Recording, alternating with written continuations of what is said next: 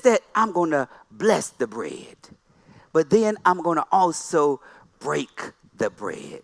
Somebody say blessed and break. And what I mean by blessed and break, my brothers and sisters, is this. Is that, tell your neighbor, you can get through even though you're going through. You can get through even though that you're going through. You see, what we have at this table, on one side of it, we got Jesus. Somebody say Jesus. Jesus says, I am the truth, the light, and the way. On one part of the table, you got the truth. But on the other side of the table, you got a traitor. You got the truth at the table, and you have somebody say, a traitor at the table. Jesus says to them, he says, and while they were eating, he says, truly I tell you, one of you will betray me. Are we being transformed at the table, or are we a traitor at the table?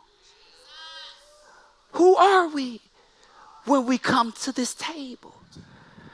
Are we being transformed? Somebody, am I being transformed? Or am I a traitor at the table? Somebody say, why do you say that? You see, there's a tragedy at this table. Why is there a tragedy at the table? There's a tragedy at the table because we come to the Lord's table week after week, month after month, year after year, remembering but not repenting, reflecting but not reconciling, recommitting but not resisting the temptations of the flesh. There's a tragedy of doing the right thing for the right reason, but I'm still getting the wrong results in my life. There's a tragedy because we misuse the table just like we misuse this treadmill. This treadmill, Gerald, can you bring it next to me? This treadmill, my brothers and sisters, is designed to transform me, change me, help me. But it can't do anything from me if I'm just looking at it. But not only that, elder, take your jacket off. Expose your 20 pack. You see, some of us treat the table, put your jacket on the treadmill.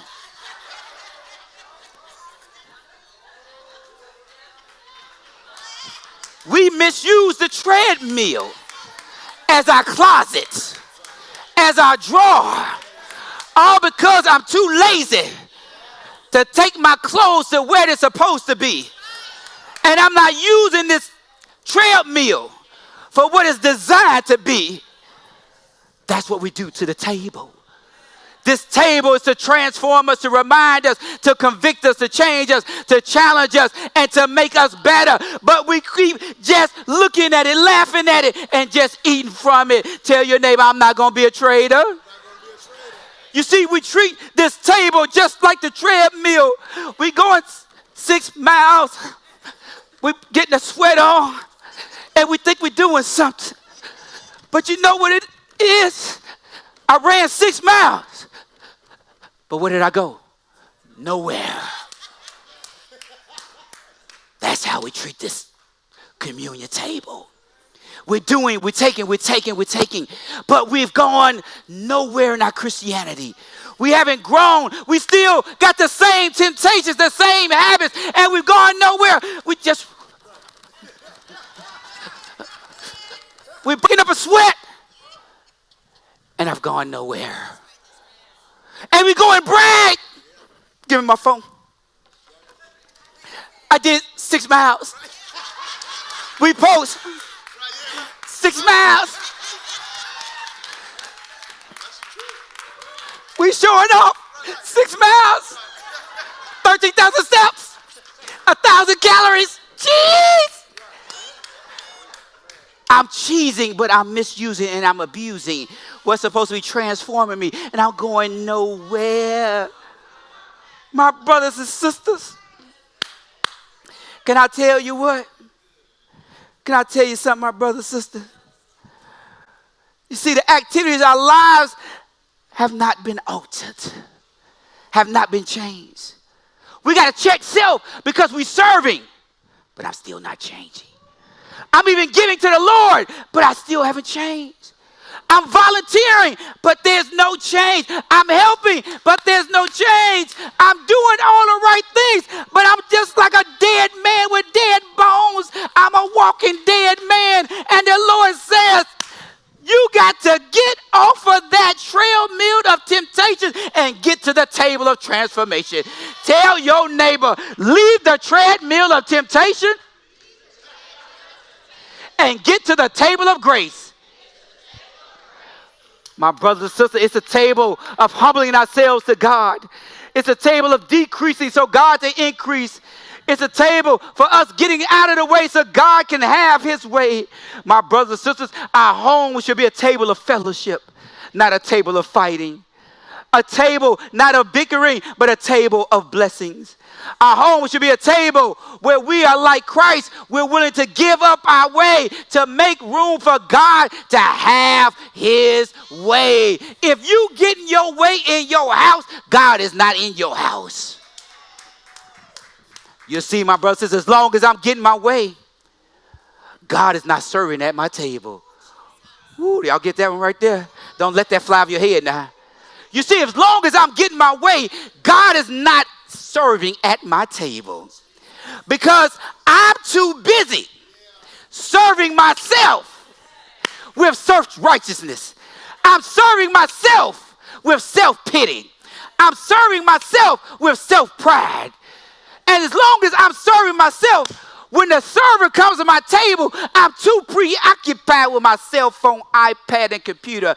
And God cannot serve me. The server needs your attention so that he can serve you this morning. God is speaking to each of us today.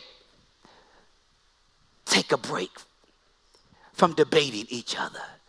Take a break from arguing. Take a break from being upset, mad, and angry. Take a break from being self-serving so that God can save us. Tell your neighbor, get off that treadmill of temptation and get to the table of transformation.